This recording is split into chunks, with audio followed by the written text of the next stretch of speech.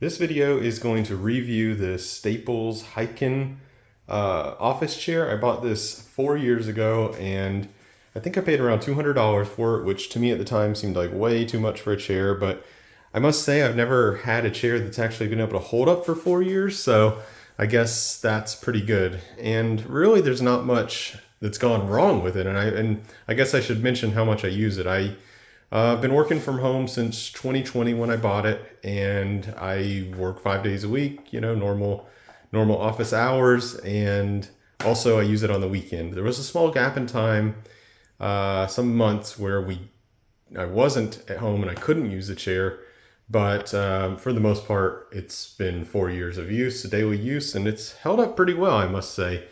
The only thing that I would say is kind of like, here's one thing, like I noticed this padding because I put my elbows quite heavily here. There's like a little dip, but there's no cracking or anything, so it's actually not too bad. Same thing over here, maybe even more so on this side. Kind of see a dip here, but that's just the padding that's gotten compressed over time. Then the other thing, this is the biggest thing, you can kind of see there's a pad here.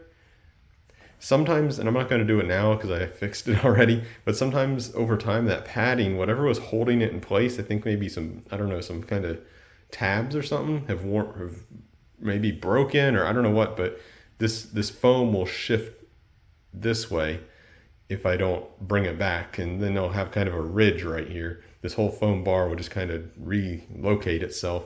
And so then I just grab under here like this every few weeks and squeeze it back in, and there's like kind of this lip underneath the bottom that it's supposed to stay in. So that's my biggest complaint. Occasionally I have to fix that.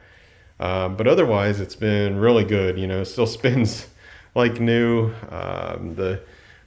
This is holding up pretty well, I think. I'm only about 150 pounds, so I'm not too heavy, but yeah, I was kind of worried this mesh was going to wear out and it was going to be like sagging, but no, maybe it's not as good as new, but it still is okay for me. The back one is the same, if not better. Top one's fine. Still rolls like new, so I don't know, I'm pretty happy with it. After over 4 years, I bought this April 2020 and we're now in May 2024.